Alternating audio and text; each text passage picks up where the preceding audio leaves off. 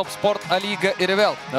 Mūsų eteryje Vilniaus Žalgiris Marijampolės Sūduva. Šiandieną tokį susitikimą stebėsime. Dabar Marijampolės Sūduva labiau lentelės vidurio komanda, tuo tarpu Vilniaus Žalgiris kol kas labai užtikrintai žygiuoja. Tai apie ką mes kalbėjome. Ši komanda yra viena iš dviejų, iš kurios beje, kur anksčiau beje ir žaidė Henrių Zočiukų. Apie tai kiek vėliau pakalbėsime. Michailovičiaus perdavimas ir įvartis. Krenta pirmasis įvartis, 11-oji rungtynių minutė ir Livion Talis dar kartą triumfuoja, nors prieš sezoną buvo daug galvojančių ir spėliojančių, ar Livion Talio pasilikimas yra geras žingsnis iš Vilniaus Žalgirio pusės, bet rumūnas įrodinėja, jog A lygoje vis dar turi. Vėl išeiti į kontrataką, žaidžia dar kol kas mažumoje. Sūduviečiai, Ernestas Burzilauskas, jo tolimas smūgis ir šalia vartų. Traukia į priekį, yra ten Paulius Golubickas, geras perdavimas, Golubickas į baudos aikštelę ir čia smūgiuoti į vartus bandė Vanja Michailovičius. Galimybė atlikti smūgį ir gauna kamuolį. Pradėti komandos ataką. Taši.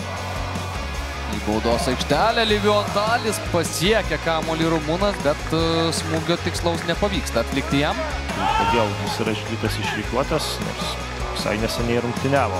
Urbos geras perdavimas, Marijampolės Sūduva jau varžovų baudos aikštelėje, susikūrė šansą ir Arpadas Tordai. Michailovičius. Žoelio Bopesiu bandė paieškoti, bet Zočiukų pirmas prie kamulio vos nesukūrė varžovui įvarčio. Zočiukų tiesiai. Tulevičius. Pažymė, suranda atakos tęsinį, Jukijoši Karašima, tiesiog biliardinis Japono smūgis į patį vartų kampą ir Vilniaus Žalgiris sužaidus vos 3 minutės. Antrajame kėlinyje muša įvartį, didina savo pranašumą, rezultatas švieslentėje 2-0. Čia net teko atkreipti dėmesį į kai kurių Žalgirio žaidėjų judėjimą be kamulio. Golubickas. Gerai, mato aikštę Paulius Golubickas, nemanė Michailovičius, Žoelis Bopesu, baudos aikštelėje ir visai šalia Virpsto skrieja kamuolys, Livion Talis nori. Šiuose rungtynėse Vladimiro Čeburino auklėtiniai. Nutaši, tolimojo Virpsto, Bopesu išlaiko kamuolį aikštėje, neblogas perdavimas ir Giedrius Matulevičius. Puikus šūvis, labai stiprus smūgis, kamuolys vartuose, Vilniaus Žalgiris priekyje jau 3-0. Prieš savo buvusią komandą dar vieną įvartį muša Giedrius Matulevičius, tai čia Mutaši. Žiūrėkime tik šį momentą, ar ne, kamuolys tikrai nebuvo palikęs aikštės ribų. Arminas Vodžičius jau varžovų baudos aikštelėje. Taisėsi kamuolį, perdavimas Bopesu, Giedrius Matulevičius į Virpstą pataiko Giedrius Matulevičius, tuo veiksmas dar nesibaigia. Armino Vodžičiaus perdavimas blokuojamas.